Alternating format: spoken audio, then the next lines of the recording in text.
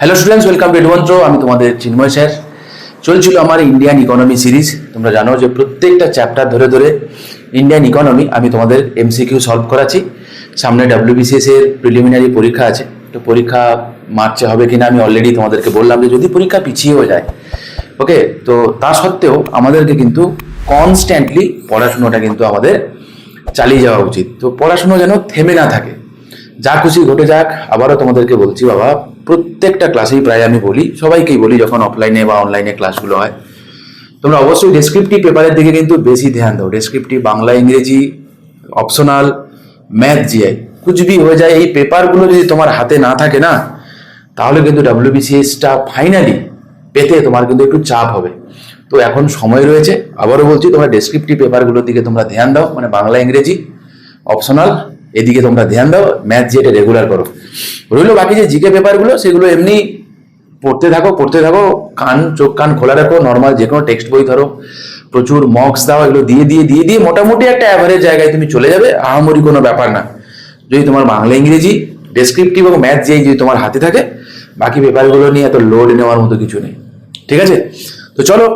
তো Indian economy আমি সিরিজটা শুরু করেছিলাম, তোমাদের অনেক দিনের ডিমান্ড ছিল যে ইন্ডিয়ান ইকোনমি যদি MCQ গুলো হয়, এত প্রচুর MCQ জেনারেলি থাকে না ইন্ডিয়ান ইকোনমিতে। প্রত্যেকটা চ্যাপ্টার ধরে ধরে ডিটেলসে আমি তোমাদেরকে করাচ্ছি। ঠিক আছে, তো অলরেডি দেখো তোমাদের কিন্তু আমি economic growth and economic development, sector of economy, এগুলো আমি তোমাদের করিয়ে দিয়েছি MCQ। নীতি আয়োগ এবং 5 ইয়ার প্ল্যানিং এর অলরেডি আমি তোমাদেরকে 50খানা MCQ করে দিয়েছি। এখানে প্রায় 100 মতো MCQ মতো আছে। আজকেও আমি তোমাদের 25টা MCQ করাবো, পরের পর্বে আরো 25টা থাকবে। তো একটা পর্বে 25টা করে MCQ থাকছে। তোমরা যারা প্রথমে এই ভিডিওটা দেখছো তাদেরকে বলবো প্রিভিয়াস ভিডিওগুলো 1, 2, 3, 4 করে দেখে আসো। দেখো, আশা করি তোমার এটা কাজেই লাগবে। আর MCQ গুলো শুধুমাত্র কোশ্চেন করে আমি আনসারগুলো বলছি না, রিলেটেড যে ইনফরমেশনগুলো যেগুলো রাখবে সেগুলো কিন্তু আমি সঙ্গে সঙ্গে শেয়ার করে যাচ্ছি। ঠিক আছে, তোমাদের যদি কারো কোনো কোয়ারি থেকে থাকে, তো সেই কোয়ারি চাইলে তোমরা নিচে কমেন্ট সেকশনে জানাতে পারো, বা আমাদের যে ফোন নম্বর রয়েছে সেখানে তোমরা ফোন করে জানাতে পারো। ঠিক আছে, তো চলো। আগের দিন আমাদের টোটাল 25টা মতো, এবং তারপর আবার 25টা, 50টা নীতি আয়োগ এবং 5 ইয়ার প্ল্যানিং এর আমরা দেখেছিলাম। ঠিক আছে, এই সেশনে আবার 25টা কোশ্চেন দেখবো। টোটাল ওই যে বললাম নীতি আয়োগ এবং 5 ইয়ার প্ল্যান মিলে 150টা মতো MCQ আমরা করবো। প্রত্যেকটা কোশ্চেনই গুরুত্বপূর্ণ, কারণ এখান থেকে WBCS এর মেন্সে কিন্তু আচ্ছা খাসা কোশ্চেন আসে, এবং এখনো কিন্তু আসে। WBCS এর প্রিলিমসেও আসে। তো যেহেতু আসে, নীতি আয়োগ এবং 5 ইয়ার প্ল্যানকে এত ছোট করে দেখলে কিন্তু হবে না। ঠিক আছে, আর চ্যাপ্টার ওয়াইজ ধরে করে যাই, ডিটেলসে আলোচনা করে যাই, তাহলে তোমাদের একটা কনসেপ্টও তৈরি হবে অ্যাজ এ হোল। ঠিক আছে না? চলো, বলছো what was one of the key functions of the national development council. ঠিক আছে, তো বলছে ন্যাশনাল ডেভেলপমেন্ট কাউন্সিলের প্রধান ফাংশনটা কি। দেখো, ন্যাশনাল ডেভেলপমেন্ট কাউন্সিল তৈরি হয়েছিল কবে? আগের দিন তোমাদের বলেছিলাম 6 অগাস্ট, হ্যাঁ, 1952 সালে। মনে পড়ে? প্ল্যানিং কমিশন কবে তৈরি হয়েছিল? না, 15ই মার্চ, হ্যাঁ, 15ই মার্চ 1950 সালে। প্রসঙ্গক্রমে প্ল্যানিং কমিশন এবং ন্যাশনাল ডেভেলপমেন্ট কাউন্সিল এই দুটোরই এক্স অফিসিও চেয়ারম্যান কে হয়? না হচ্ছে আমাদের প্রাইম মিনিস্টার। তাহলে অ্যাকচুয়ালি ন্যাশনাল ডেভেলপমেন্ট কাউন্সিলের কাজ কি ছিল? না, প্ল্যানিং কমিশন যে প্ল্যান বানায় সেই ইমপ্লিমেন্টের দায়িত্ব কার উপর ছিল? না, ন্যাশনাল ডেভেলপমেন্ট কাউন্সিল। এখন কি আর ন্যাশনাল ডেভেলপমেন্ট কাউন্সিল আছে? আনসার ইজ না। এখন কিন্তু আর ন্যাশনাল ডেভেলপমেন্ট কাউন্সিল নাই। তো ন্যাশনাল ডেভেলপমেন্ট কাউন্সিলের জায়গায় এখন যে বডিটা আছে তার নাম কি? তোমরা আমাকে কমেন্ট সেকশনে জানিও। যেমন ধরো, প্ল্যানিং কমিশনের জায়গায় যদি নীতি আয়োগ আসে, ওকে, তাহলে ন্যাশনাল ডেভেলপমেন্ট কাউন্সিলের জায়গায় এখন কি এসছে এটা আমাকে কমেন্ট করে তোমরা জানাও। চলো, তাহলে what was one of the key functions of the national development council, তা কি বলেছে? Conducting elections in India. তো ইলেকশন কন্ডাক্ট করার জন্য তো ইলেকশন কমিশন রয়েছে, রাইট? আচ্ছা, ইলেকশন কমিশন কার ভোট কন্ডাক্ট করে? তোমরা আশা করি জানা আছে যে প্রেসিডেন্টের ভোট কন্ডাক্ট করে, ভাইস প্রেসিডেন্টের ভোট কন্ডাক্ট করে, লোকসভা এবং রাজ্যসভার ভোট কন্ডাক্ট করে, তার সাথে স্টেট লেজিসলেটিভ অ্যাসেম্বলির ভোট কন্ডাক্ট করে, স্টেট লেজিসলেটিভ কাউন্সিলের ভোট কন্ডাক্ট করে, বাট পঞ্চায়েত বা মিউনিসিপ্যালিটির ভোট কিন্তু কন্ডাক্ট করে না। এটা করে কে? না, স্টেট ইলেকশন কমিশন। আর্টিকেল কত? আর্টিকেল 243 কে তে রয়েছে। আর এইটা ইলেকশন কমিশন মানে আর্টিকেল 324। ঠিক আছে, কথাগুলো মাথায় রেখো। তারপর কি বলছে? Evaluating the implementation of national planning হাতে রাখা যায়। ম্যানেজিং ডিফেন্সের স্ট্র্যাটেজিস হবে কি, নো। কন্ট্রোলিং ইনফ্লেশন, না ইনফ্লেশন কন্ট্রোল করার জন্য আমি তোমাদেরকে বললাম যে আগের দিন তোমাদের বলেছিলাম না, একটা বলেছিলাম ফিসক্যাল পলিসি, একটা বলেছিলাম কি মনিটারি পলিসি। ফিসক্যাল পলিসি কে নেয়? ফিসক্যাল পলিসি নেয় ministry of finance, government of India. Monetary policy কে নেয়? মনিটারি পলিসি নেয় হচ্ছে রিজার্ভ ব্যাংক অফ কে নেয়? Reserve bank of India. ঠিক আছে, তো এগুলো আমরা জানি। তাহলে আনসার কি হবে গো? B is the right answer. পরবর্তী প্রশ্ন, how did the national development council contribute to economic development? তো বলছে ন্যাশনাল ডেভেলপমেন্ট কাউন্সিল কিভাবে ইকোনমিক ডেভেলপমেন্টে কন্ট্রিবিউট করে। কি বলছে? By examining social and economic policies, দেখা যাক হাতে থাকুক।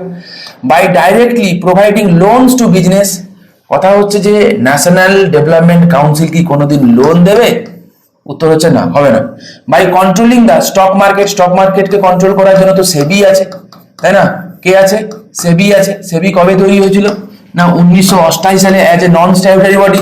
সেবি স্ট্যাটুটরি স্ট্যাটাস কবে পেয়েছে? 1992 সালে, তাই না? তো সেবি আছে, তো সেবি করবে। বাই রেগুলেটিং ফরেন ইনভেস্টমেন্ট, আচ্ছা এই ফরেন ইনভেস্টমেন্টের জন্য তো আলাদা অ্যাক্ট আছে, তাই না? সেটা দিয়ে করা হয়। তাহলে কি হবে আনসার? ন্যাশনাল ডেভেলপমেন্টের কাউন্সিলের কাজ এটা নয়। তাহলে আনসার কি হবে? By examining social and economic policy. So A will be the right answer. পরবর্তী প্রশ্ন, what is one of the long term objectives of economic planning in India?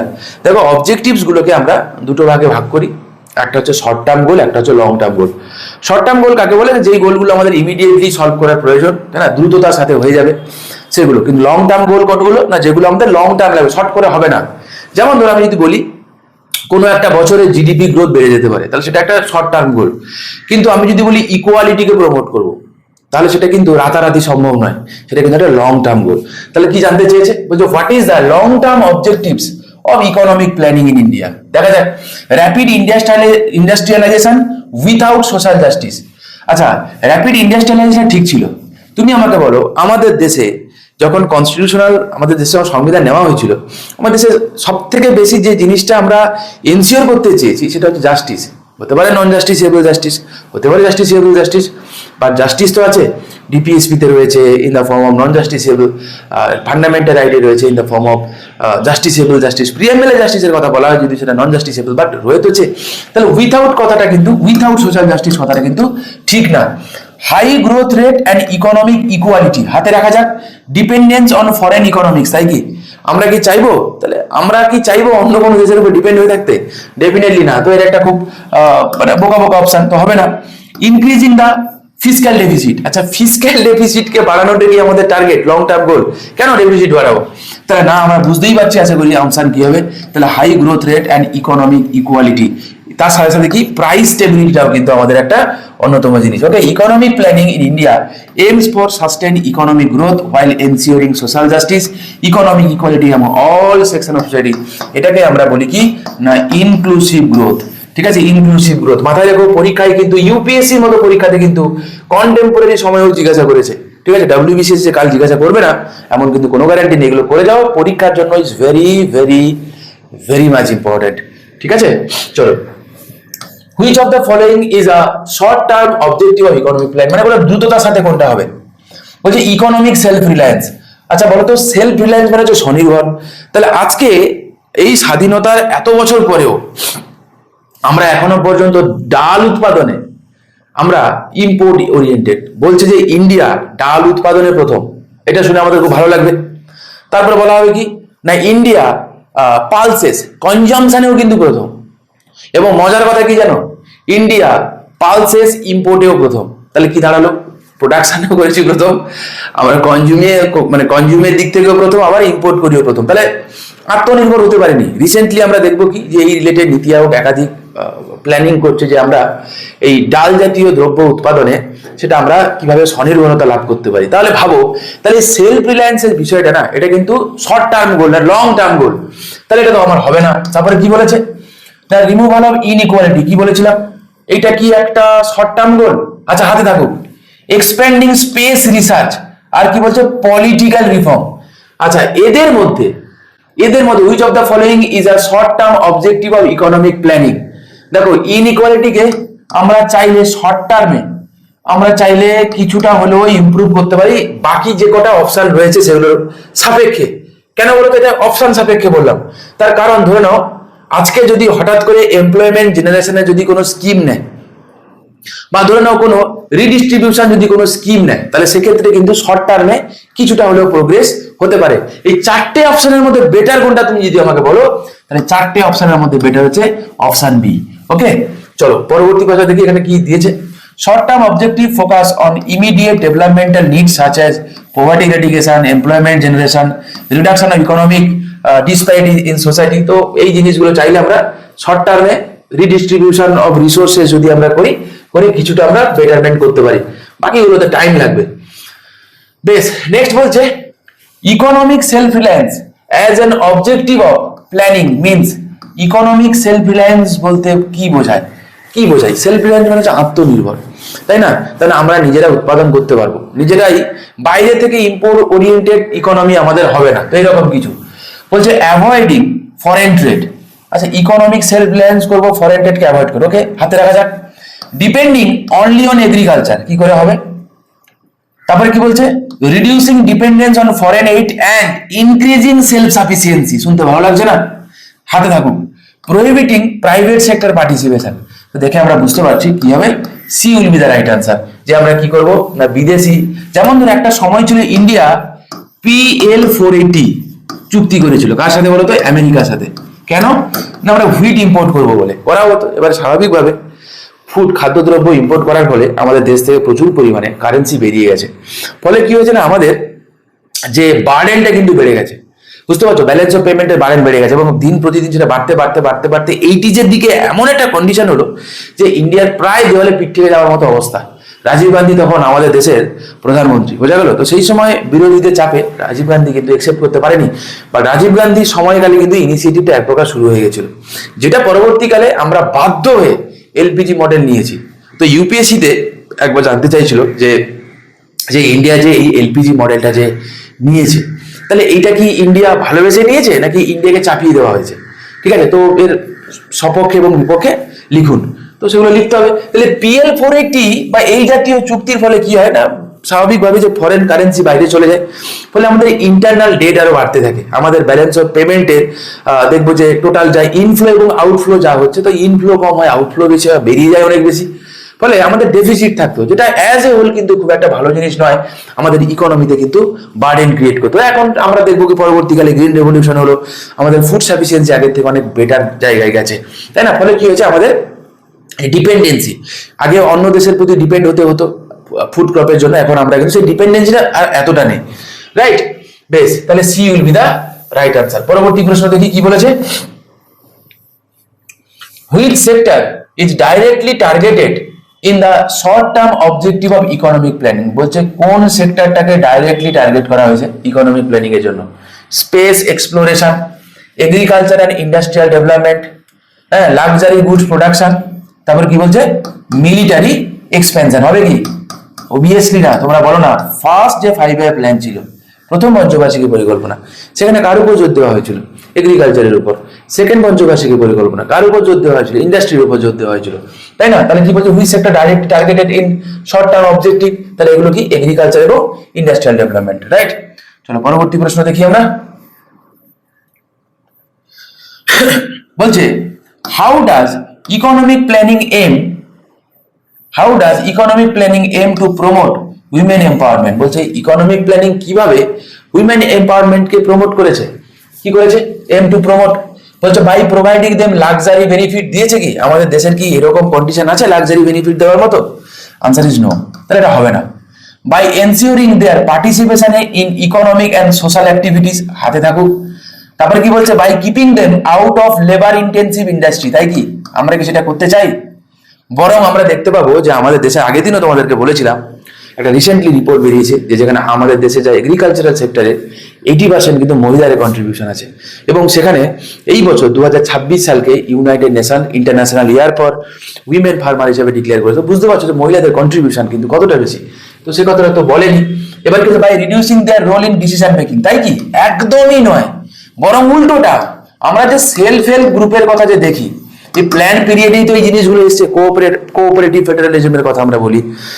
Self help গ্রুপে বেসিক মোড়রা কি, স্বনির্ভর গোষ্ঠীগুলোতে মহিলা সদস্য যারা আছে, এটা তৈরি করার পিছনে অন্যতম প্রধান কারণ যে মহিলাদের পার্টিসিপেশন করা, তাদেরকে ওয়ার্ক ফোর্সে, তাদেরকে বিভিন্ন প্রোডাক্টিভ কাজে এনকারেজ করা, প্রয়োজনে সব লোন দেওয়া হবে, করা হয় না? এবং এক্ষেত্রে কিন্তু গ্রামীণ ইকোনমিতে এই সেলফ হেল্প গ্রুপটা কিন্তু খুব বিরাট বড় ইম্প্যাক্ট ফেলেছে, বিশেষত গ্রামীণ মহিলাদেরকে অনেকভাবে বেনিফিট করেছে না? আচ্ছা, এর ফলে কি হয়েছে না, এক্ষেত্রে মহিলারা কিন্তু ডিসিশন মেকিং এ তারা নিজেরা পার্টিসিপেট করেছে, ফলে এই অপশনটা একদমই ঠিক নয়। তাহলে কি হবে? By ensuring their participation in economic and social activities. Okay, চলো পরবর্তী প্রশ্ন দেখি। বলছে ইভেন একটা ছোট্ট কথা বলি, MGNREGA প্রকল্পের আন্ডারে বেশ কিছু কিছু জায়গায় সার্ভে করে দেখা গেছে যে যেই সমস্ত জায়গাতে মহিলাদের অ্যাকাউন্টে টাকা গেছে, তাদের যে খরচাগুলো, সেই খরচাগুলো হচ্ছে পজিটিভ জায়গাতে, মানে প্রোডাক্টিভ জায়গায় খরচা হয়েছে, রাদার দেন পুরুষদের অ্যাকাউন্টে যে টাকাগুলো গেছে। তাহলে এই জিনিসগুলো তো এই স্টাডিগুলো এগুলো রিফ্লেক্ট করে, তাই না, যে মহিলাদের হাতে টাকা গেলে প্রোডাক্টিভ জায়গাতে কোথাও না কোথাও এনগেজ হয়, অ্যাজ এ হোল দেশের ইকোনমিতে কিন্তু একটা পজিটিভ ইম্প্যাক্ট পড়ে। তাই না, এটাই তো আমাদের কাজ, যে ইকোনমিক কাজ কি, যে দেশকে আমরা এগিয়ে নিয়ে যাবো, রাইট?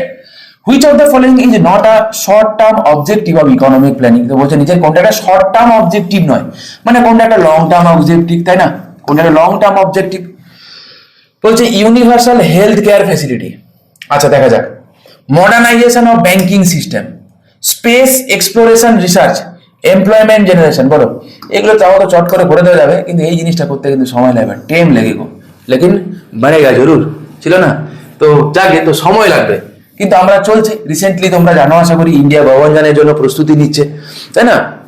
এবং 2027 সালে ইন্ডিয়া প্রথম ক্রুড মিশন করতে চলেছে, তো গগনযান মিশন হবে, যদিও আমরা অলরেডি গগনযান 1টা 2026-এর এই মার্চ মাসের দিকে আমরা করতে চলেছি। তাহলে আস্তে আস্তে আমরা কিন্তু এগোচ্ছি, এত সময় লাগছে, বাট হবে একটা। আমরা আস্তে অন্তরিক্ষে স্টেশন বানানোর চেষ্টা করছি ইন্ডিজেনাসলি। ইন্ডিয়া আবার মৈত্রী 2 লঞ্চ করেছে, তোমরা জানো আশা করি। তাহলে আস্তে আস্তে আমরা এই যে রিসার্চ বা সাইন্টিফিক এর সাথে সাথে তোমার হচ্ছে স্পেসের দিকে, এক্সপ্লোরের দিকে আমরা কিন্তু আগে যে এগোচ্ছি, কিন্তু এটা কিন্তু একটুখানি সময় সাপেক্ষ মামলা, লং টার্ম। তো বলছে নিজের কোনটা একটা শর্ট টার্ম নয়, এটা শর্ট টার্ম নয়, রাইট? বেশ, তাহলে while technological advancement is important, economic planning focuses more on immediate socio-economic issue like employment, healthcare, infrastructure, right? চলো পরবর্তী প্রশ্ন দেখি। Why is modernization of banking system a short-term objective of economic planning? বলছে যে এই banking sector মডার্নাইজেশনটা এটা একটা শর্ট টার্ম প্ল্যানিং এর পার্ট কেন সেটা জানতে চেয়েছে, তাই তো? Why is modernisation of banking system আর short term objective of economic planning? কেন? তোমরা আশা করি জানো যে আমাদের একটা সময় ছিল যে আমাদের ফাইন্যান্সিয়াল ইনক্লুশন বলতে বোঝায় যে সাধারণ মানুষ যারা আছে তারা যাতে এই ব্যাংকিং সিস্টেমের মধ্যে পার্ট হতে পারে, ব্যাংকিং সিস্টেমের পার্ট হতে পারে।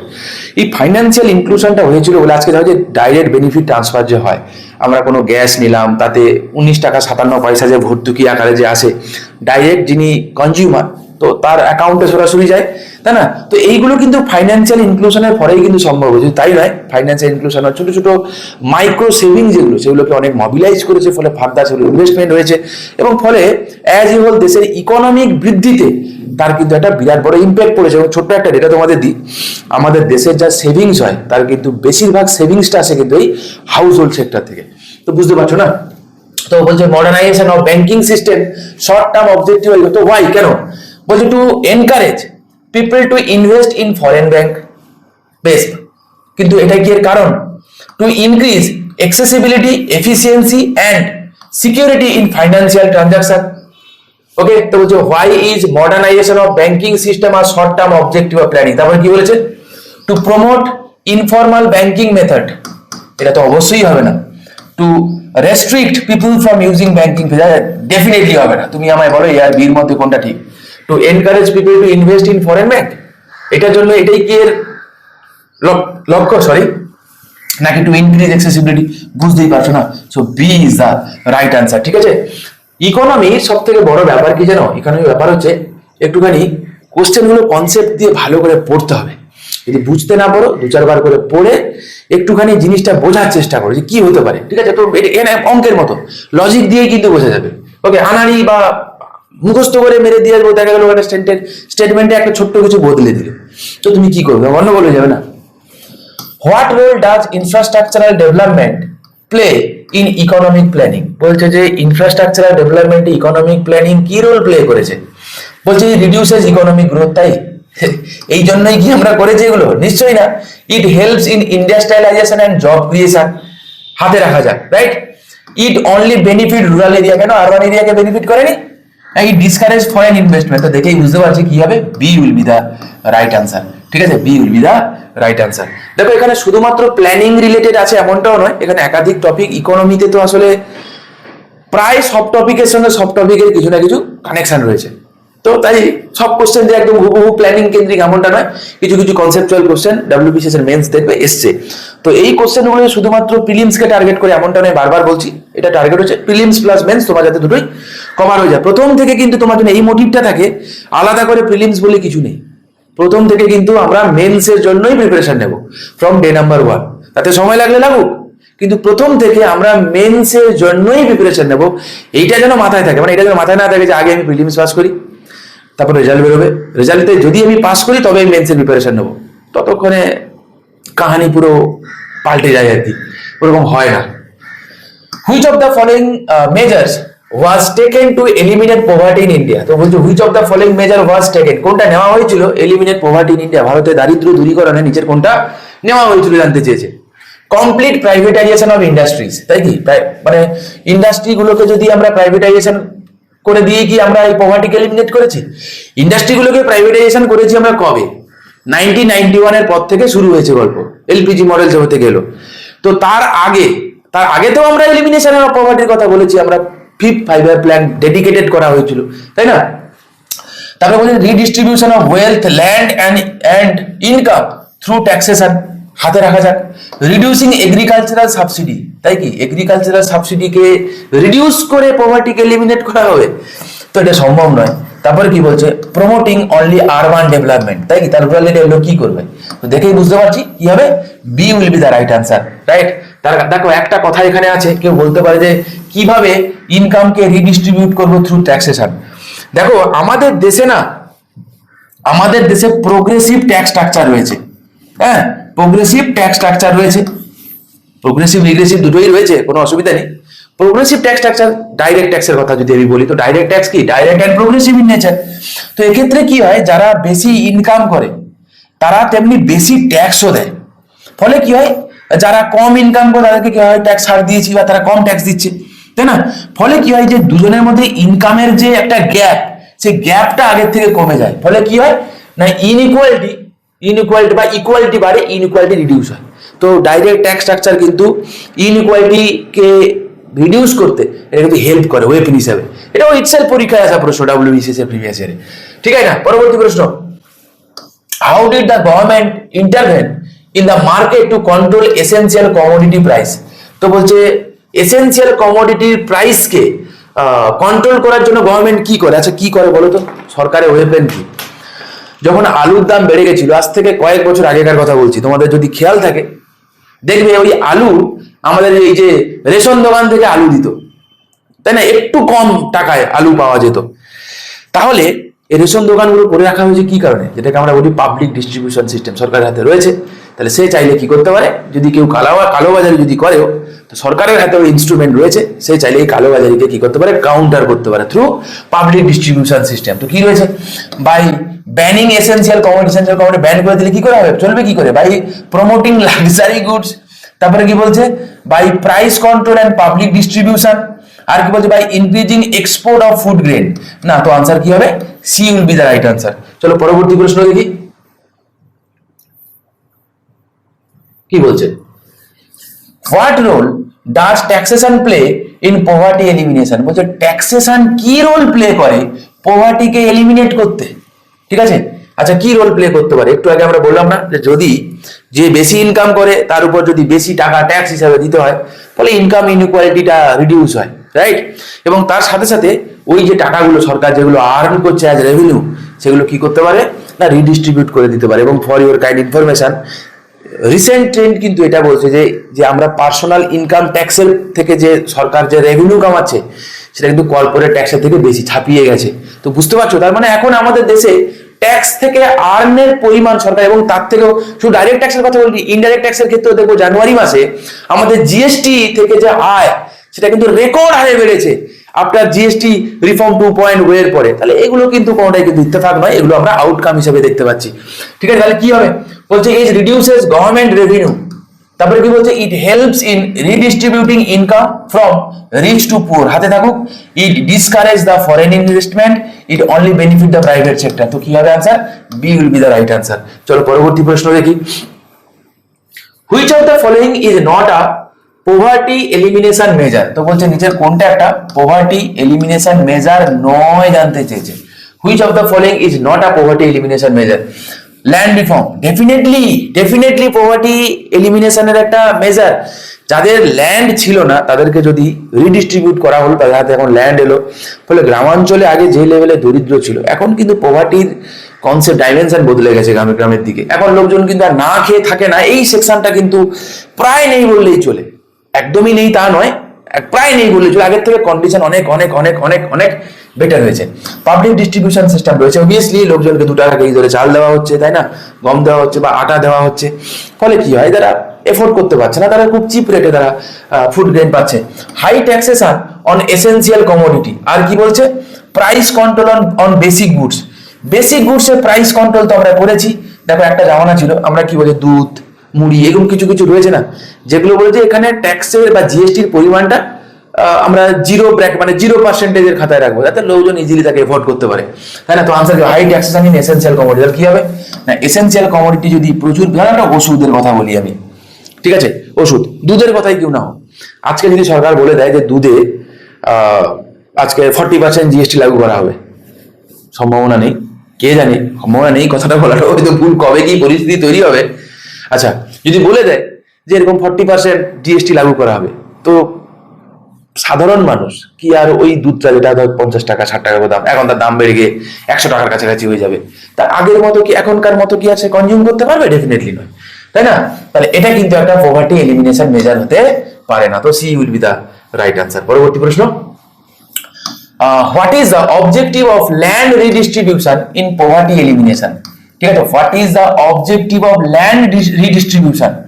তো বলছে যে ল্যান্ড রিডিস্ট্রিবিউশনের মেন অবজেক্টিভ কি ছিল ইন পভার্টি এলিমিনেশন? পভার্টি এলিমিনেশনে ল্যান্ড রিডিস্ট্রিবিউশনের কি অবজেক্টিভ, কি হয়েছে? To control land ownership in fewer hand, তাই কি?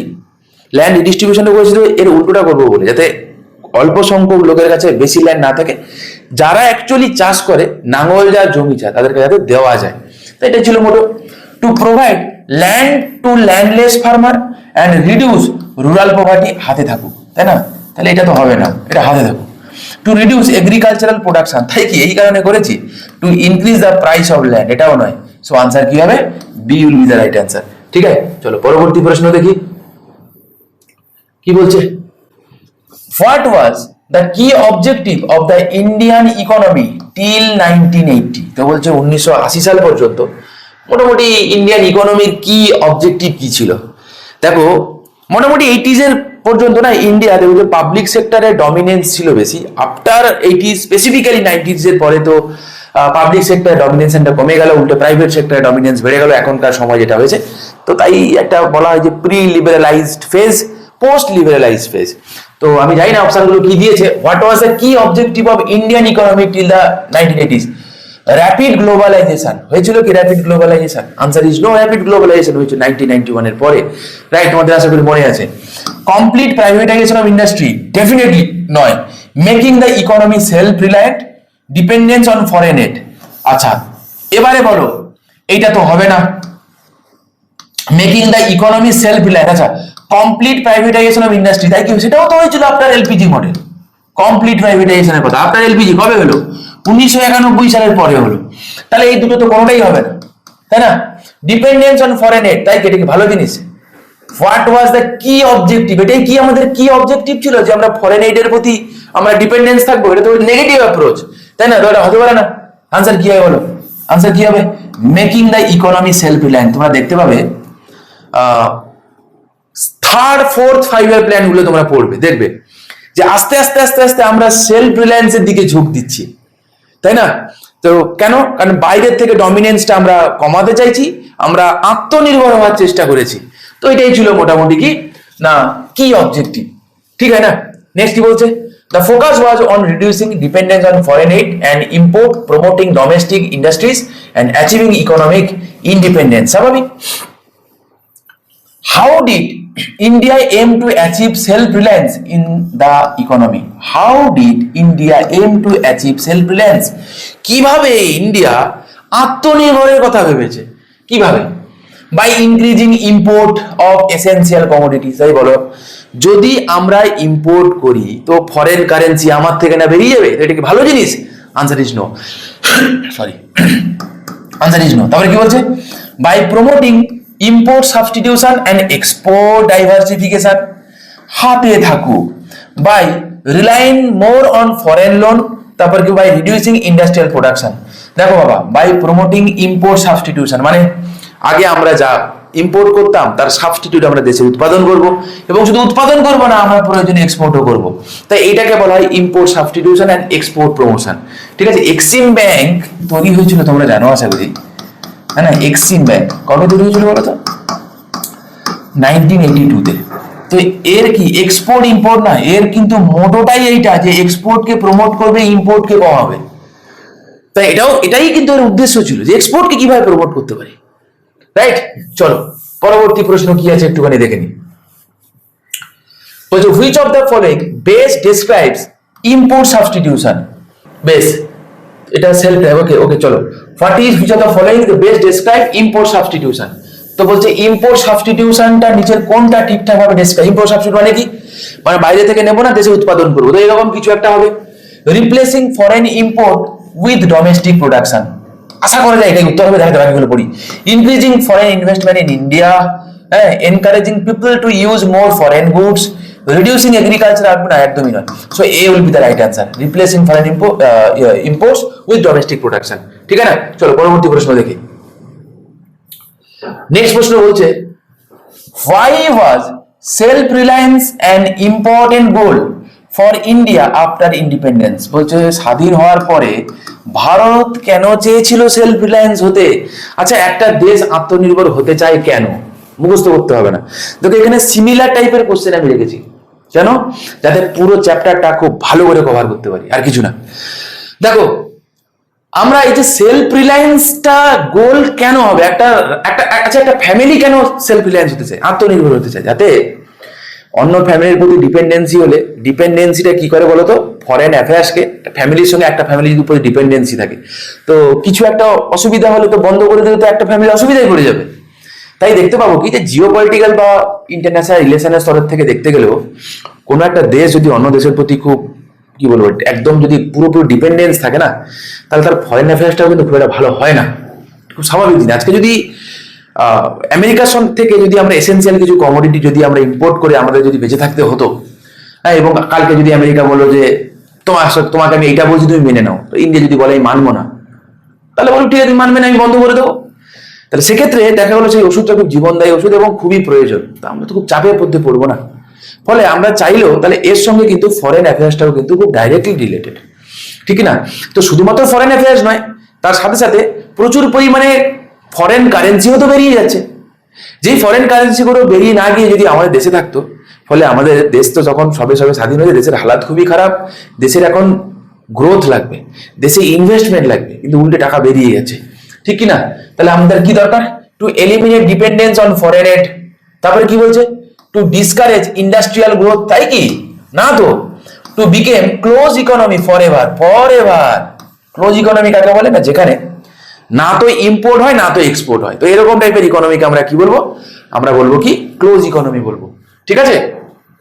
Two completely stop international trade, তো ডেফিনেটলি নয়। তো কি হবে answer? To eliminate dependence on foreign aid. ঠিক আছে, চলো পরবর্তী প্রশ্ন দেখি। What was the role of export diversification in achieving self reliance? তো কি বলছে? What was the role of export diversification. আচ্ছা বলছে সেলফ রিলায়েন্স মানে এক্সপোর্ট ঠিক কতটা ইম্পর্টেন্ট? এক্সপোর্ট যদি বেশি বেশি পরিমাণে করি, তাহলে কি হবে না, ফরেন কারেন্সি আমাদের দিকে আসবে, আর যত ফরেন কারেন্সি আমাদের দিকে আসবে তত কি হবে না, আমাদের ফরেক্স রিজার্ভ বাড়বে, আর যত ভালো ফরেক্স রিজার্ভ আমাদের থাকবে আমরা তত বেশি দিনের জন্য আমরা ইম্পোর্ট কভার পাবো, ফলে আমাদের দেশে ইকোনমিক স্টেবিলিটি আসবে, তাই না, প্রাইসটাকে আমরা কন্ট্রোল করতে পারবো, অনেক কিছু।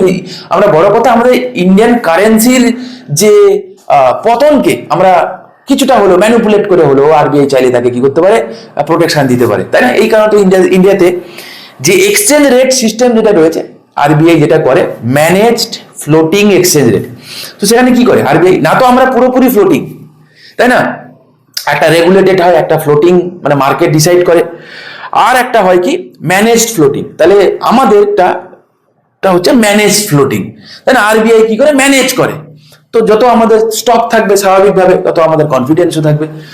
তাহলে কি বলবে, বলছে to limit export to a few countries, তাই কি আমরা কেন ফিউ কান্ট্রিতে আমরা এক্সপোর্ট করব, to increase the variety of goods exported and reduce the trade deficit. আচ্ছা, বলছে কি যে প্রচুর আমরা এক্সপোর্ট করব, ট্রেড ডেফিসিট বলতে কি বোঝায় না, যেই পরিমাণে ইম্পোর্ট করি আর যা এক্সপোর্ট করি দুটোর মধ্যে যদি আমি ক্যালকুলেট করি, যদি নেগেটিভ হয় তো মানে আমরা ট্রেড ডেফিসিটে রয়েছি, আর যদি প্রচুর পরিমাণে এক্সপোর্ট করি তো স্বাভাবিকভাবে কি হবে, এই ট্রেড ডেফিসিটটা ভালোর দিকে যাবে, তাই না, মানে কি তার ডেফিসিটটা কমবে, তার মানে ভালোর দিকে যাবে। তাহলে এক্সপোর্ট আমরা কেন করবো, তাহলে এটা একটা রিজন হতে পারে, হাতে থাকুক, তারপরেও বাকি দুটো অপশন পড়ি, to focus only agricultural export, তা কেন হবে, টু ডিসকারেজ, তো হবেই না, তো কি হবে, B is the right answer. ঠিক আছে, চলো পরবর্তী প্রশ্ন দেখি কি বলেছে। হোয়াট ওয়াজ এ কি objective of social justice in India. আচ্ছা, সোশ্যাল জাস্টিস কাকে বলে, মানে আমি কনসেপ্ট অফ সোশ্যাল জাস্টিস প্রিএমএলটা যদি আমি বলি, যে জাস্টিস, তাই না, এখানে আছে না জাস্টিসের কথা, কিরকম টাইপের justice, social, economy and political. তাহলে সোশ্যাল জাস্টিস মানে কি, লোকজন ইনইকুয়ালিটি কম হবে, তাই না, তারপরে তোমার কি ডিস্ট্রিবিউশন অফ প্রপার্টি, মানে যা আছে রিসোর্সেস সেখানে ইকুয়ালিটি থাকবে, মানে ওই ইনইকুয়ালিটি কম হবে মানে ইকুয়ালিটি বাড়বে, লোকজনের হেলথ ফেসিলিটি বেটার হচ্ছে, এডুকেশন লোকজন পাচ্ছে ভালো, তাই না, বেসিক ফেসিলিটি ড্রিঙ্কিং ওয়াটার তারা পাচ্ছে, মহিলাদের প্রোটেকশন থাকছে, এইগুলো যখন আমরা ভালো জায়গায় যাচ্ছে তো দেখতে পাবো কি যে আমাদের সোশ্যাল জাস্টিস ভালোর দিকে যাচ্ছে। টু ইনক্রিজ ইকোনমিক ইনইকুয়ালিটি, তো বলছে সোশ্যাল জাস্টিস এই কারণে প্রয়োজন, ইকোনমিক ইনইকুয়ালিটি বাড়াবো বলে, এই জন্য কি, to improve the living standard of weaker section, logic কি বলে, টু প্রিভেন্ট ল্যান্ড রিফর্ম, একদমই না, টু কনসেন্ট্রেট ইকোনমিক পাওয়ার, একদমই না, তো আনসার কি হবে দেখেই বুঝতে পারছো, হ্যাঁ, to improve the living of standard of weaker section, তাই না, যারা পিছিয়ে আছে তাদের যদি স্ট্যান্ডার্ড অফ লিভিং আমরা বেটার করতে পারি, তাদেরকে যদি আমরা ড্রিঙ্কিং ওয়াটার দিতে পারি, হেলথ দিতে পারি, এডুকেশন দিতে পারি, তাই না, ইনফ্রাস্ট্রাকচার বেসিক নেসেসিটি গুলো যদি দিতে পারি, দেখা গেল যে গ্রামে গঞ্জের হেলথের কি অবস্থা পশ্চিমবঙ্গে তথা ভারতবর্ষে, তোমরা তো নিশ্চয়ই খেয়াল রেখেছো, তো বলছে ডাক্তার হসপিটাল আছে, ডাক্তার নেই, কোথাও হসপিটাল আছে, ডাক্তার আছে, তো কি নেই, ইকুইপমেন্ট নেই প্রপারলি, ছোটখাটো কিছু হলে তাকে দূরে ট্রান্সফার করতে হচ্ছে, কাছাপিঠে যেগুলোতে খুব ওয়েল ট্রান্সপোর্ট সিস্টেম রয়েছে সেগুলোতে না হয়, তাও না হয় কিছুটা হলো, কিন্তু দূর দূরান্ত জায়গায় একদম রিমোট এরিয়া, যেখানে মোটামুটি সুন্দরবন, পুরুলিয়া, বাঁকুড়া, একদম প্রত্যন্ত জায়গায়, সেখানে সাধারণ সাদা মাটা কিছু হলে একটা সাপে কামড়ানো রুগীকেও তাদেরকে নিয়ে যেতে 3-4 ঘন্টা সময় লাগে, রাস্তা দিয়ে মারা যায়, হামেশাই এক সুন্দরবনের খুব রেগুলার নিউজ। তাহলে এগুলো তো নয়, এগুলো তো কাম্য নয় না, তাহলে রাইট টু লাইফ তো সবারই ইকুয়াল, যে একদম পুরো হসপিটালের বেডে পাশে যার বাড়ি তার ঠিক যতটা রাইট রয়েছে, হ্যাঁ, যাই একদম সুন্দরবনের প্রত্যন্ত অঞ্চলে যে রয়েছে তার ঠিক ততটাই রাইট রয়েছে, ঠিক কিনা।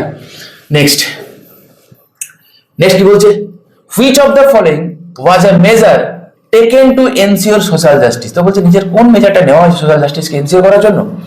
দেখো এখান থেকে কিন্তু পরীক্ষায় কিন্তু কোশ্চেন আসে বাবা, পরীক্ষায় কোশ্চেন না থাকলে আমি তোমাদেরকে বলাতামই বা কেন, ঠিক আছে। আর এই সোশ্যাল ইস্যু টাইপের জিনিসপত্র ইউপিএসসি তে কিন্তু ফোকাস করে ভালো, ঠিক আছে। তো এখানে ইউপিএসসি কোশ্চেনের ধরন একটু অন্যরকম হয়, সেখানে স্টেটমেন্ট মার্কা থাকে, আর WBCS এর এত স্টেটমেন্ট থাকে না, বেসিক কোশ্চেন থাকে, তো কোশ্চেন মোটামুটি এরকমই তুমি এক্সপেক্ট করবে। কিভাবে, which of the following was A measure taken to ensure social justice, ওই যে কোন একটা মেজার সোশ্যাল জাস্টিসকে এনসিওর করার জন্য। এনকারেজিং ইকোনমিক মনোপলি, আচ্ছা মনোপলি কাকে বলে, মনোপলি বলতে বোঝায় যে কোনো কোনো গ্রুপের কাছে তুমি সব দিয়ে দিলে, তো মনোপলি জিনিসটা কিন্তু ভালো নয়, তো ডেফিনেটলি নয়, ঠিক আছে, মনোপলি কিন্তু ডেফিনেটলি। আজকে যদি এরকম একটা ঘটনা ঘটে যায় যে সরকার এমন একটা পলিসি নিল যে জিও ছাড়া বাকি যে কটা টেলিকম কোম্পানি আছে গাছে উঠে গেল সব, তাহলে কি হবে, যে রিচার্জটা আমরা 899 টাকায় পাই, সেটা কালকে যদি জিও বলে যে না ওটা 899 টাকা 2000 টাকা দাম, কথা বলতে চাইলে তাহলে তোমাকে 2000 টাকা দিয়ে রিচার্জ করতে হবে। তাহলে যে কথা বলতে চাই তাকে রিচার্জ করতে হবে, যে রিচার্জ করতে পারবে না তার কানেকশন থাকবে না, সিম্পল জিনিস। হবে কি? হবে না, কারণ অল্টারনেটিভ তো তার কাছে কিছু নেই আর যে সে যাবে। তাই মনোপলি কিন্তু ভালো নয়।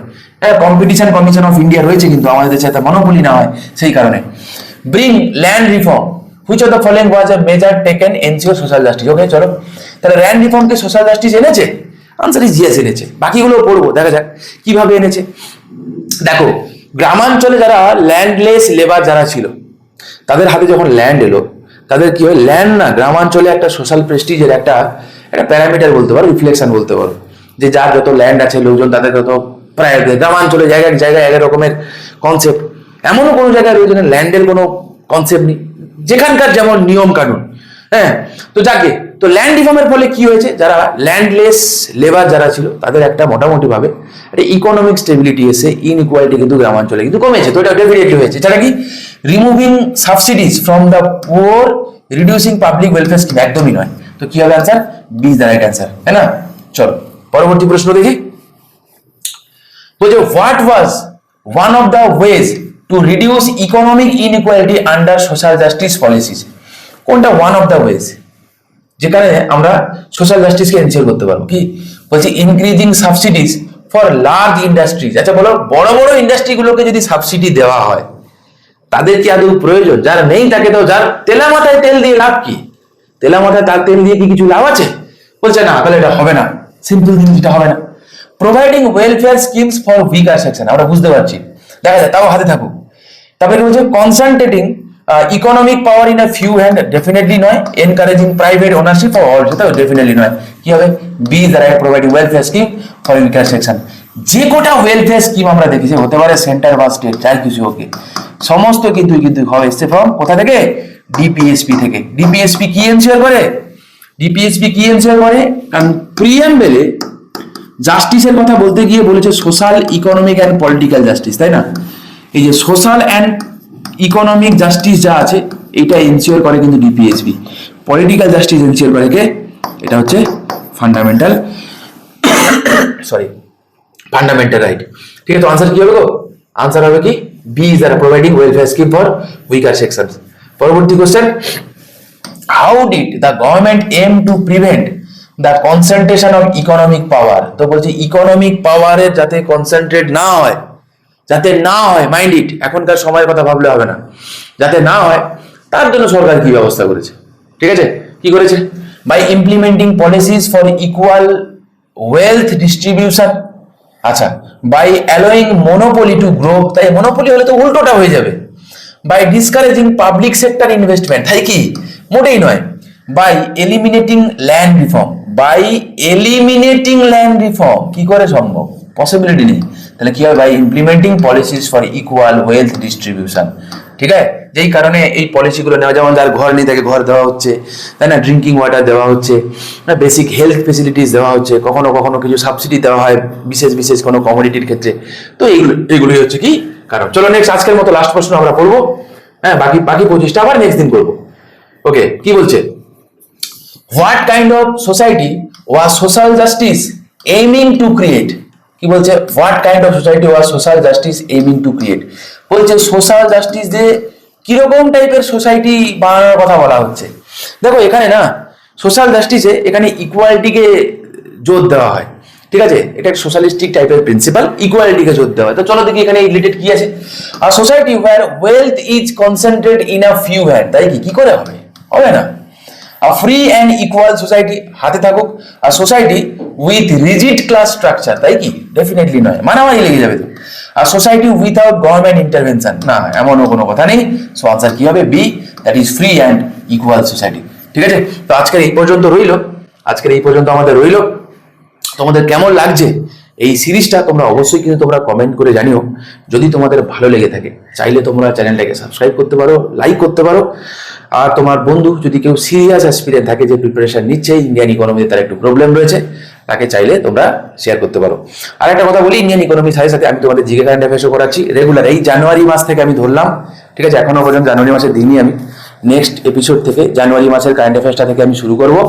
ঠিক আছে, তো কারেন্ট অ্যাফেয়ার্সটা ভেবেছি আমি তোমাদের এমসিকিউ প্যাটার্নেই করাবো, যেগুলো ইম্পর্টেন্ট থাকবে। শুধু কারেন্ট অ্যাফেয়ার্স নয়, কারেন্ট অ্যাফেয়ার্স সাথে সাথে জিকেটাও আমি তোমাদের করিয়ে যাবো, রেগুলার করিয়ে যাবো, ঠিক আছে? কিন্তু তোমাদের কিন্তু এগুলো রেগুলার দেখে যাও। GK, current affairs, polity already আমি তোমাদের ঝুঁকে গান এই সিরিজ একটা দিয়েছিলাম, ওটা তোমরা দেখো, যদিও একটু পুরনো হয়ে গেছে, বাট যে জিনিসগুলো যেগুলো রয়েছে more than sufficient for your WBCS mains, ঠিক আছে? প্রিলিমস তো তুমি মারো বলি, তুমি দেখে দেখতে পারো। এরপরেও আমি তোমাদের কিছু কিছু করাবো, আমি আবার গোড়া থেকেই করাবো। তো পলিটি, ইকোনমি আমি তোমাদের করাচ্ছি, এখানে 25টা নম্বর, জিকে কারেন্ট অ্যাফেয়ার্সে 25টা নম্বর, ঠিক আছে? এর সাথে সাথে তোমাদের সন্দীপ স্যার তোমাদেরকে জিওগ্রাফি করাচ্ছেন, ম্যাথ করাচ্ছেন, ঠিক আছে? খুব শিগগির আমরা হিস্ট্রিটা হয়তো ইন্ট্রোডিউস করবো। তোমরা পাশে থেকো যদি তোমাদের ভালো লেগে থাকে, আর চাইলে তোমাদের মতামত নিচে কমেন্ট করে জানিও, ঠিক আছে? তোমরা ভালো থেকো, দেখা হচ্ছে নেক্সট ভিডিওতে।